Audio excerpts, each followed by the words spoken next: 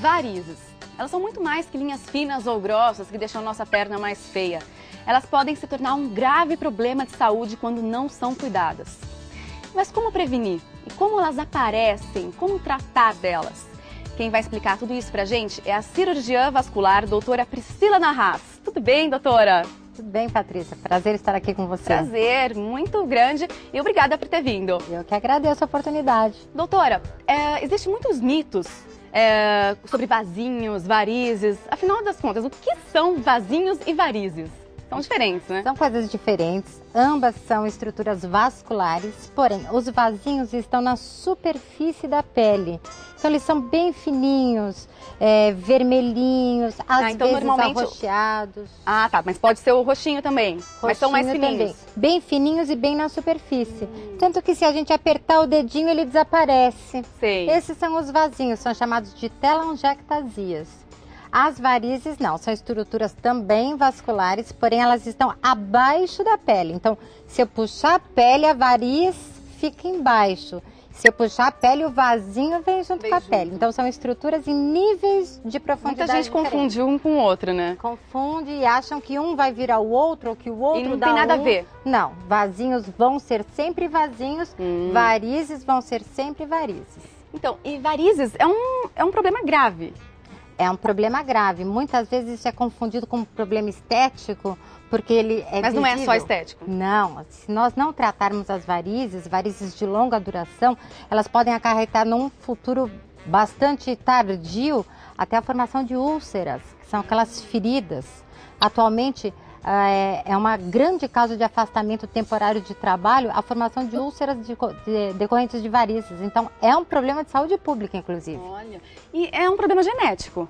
Não, A predisposição é genética, a hereditariedade sempre está bem caracterizada nos casos dos pacientes que nos procuram. Mas tem como evitar, Então, mesmo sendo genético, ou elas vão aparecer de qualquer jeito? na verdade, assim, Patrícia, quem tem a predisposição genética familiar, mais cedo ou mais tarde vai acabar desenvolvendo. Mas o que a gente pode fazer para retardar, pelo menos, Tem o os aparecimento? fatores que fazem com que elas apareçam mais rapidamente e fiquem mais intensas. Dizem que como ficar muito tempo em pé, ou usar muito tempo salto alto, isso pode Tem colaborar. algumas verdades, alguns mitos, algumas crenças, então vamos lá.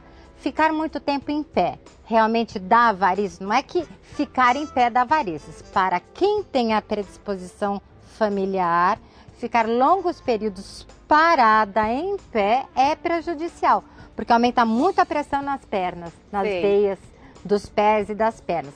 Mas também ficar muito tempo sentada, parada, também faz mal. Antigamente não tinha essa profissão de ficar fazendo telemarketing, computador. Hoje em dia, muita gente trabalha sentada muito tempo. Fica muito tempo sentada, Faz né? tão mal quanto ficar em pé. Então, antigamente se acreditava que o salto alto era responsável pelo aparecimento de varizes. Não, o salto alto, ele, apesar de limitar o movimento de flexão e de extensão do pé, se a paciente tem uma panturrilha, que é a barriga da perna, bem desenvolvida, ela não vai ter varizes por causa do uso do salto. Então, o que é o importante? Por causa da musculatura que ela tem? Exatamente. Esse é o grande segredo. Eu falo para as minhas pacientes que ela pode subir no salto alto, mas ela tem que dar uma malhada para subir no salto alto. Porque assim, Patrícia, a panturrilha, ela é conhecida como a bomba propulsora de sangue. É o coração da periferia. E até a panturrilha parece um coraçãozinho assim, olhando de trás, né? Na tela de um atleta. Tem gente que... de um atleta, né? Exatamente. Tem gente que tem. Então, o que nós falamos? Nós falamos para a paciente desenvolver bem essa musculatura para impulsionar a circulação. Sei. Antigamente se achava que subir e descer escada dava varizes. É mentira. Mentira, por quê? Porque o melhor exercício para panturrilha é o step. É verdade. Não é verdade? Mas então, quem não tem a panturrilha muito desenvolvida tem mais tendência a ter varizes? Na verdade, vai sentir se tiver a tendência genética. Ah, agora, digamos que a paciente tem a predisposição genética, é obrigada a ficar muito tempo em pé no seu trabalho, ou muito tempo sentada, ou seja, na mesma posição por muito tempo, e ela gosta de usar salto alto. O que eu vou fazer com essa moça? Eu vou falar para essa moça, vamos hipertrofiar o músculo da sua panturrilha. Que porque daí eu vou dar sustentação muscular, mecânica. até ela conseguir ficar Olha, bem. que muito interessante. Quais são os tratamentos para varizes?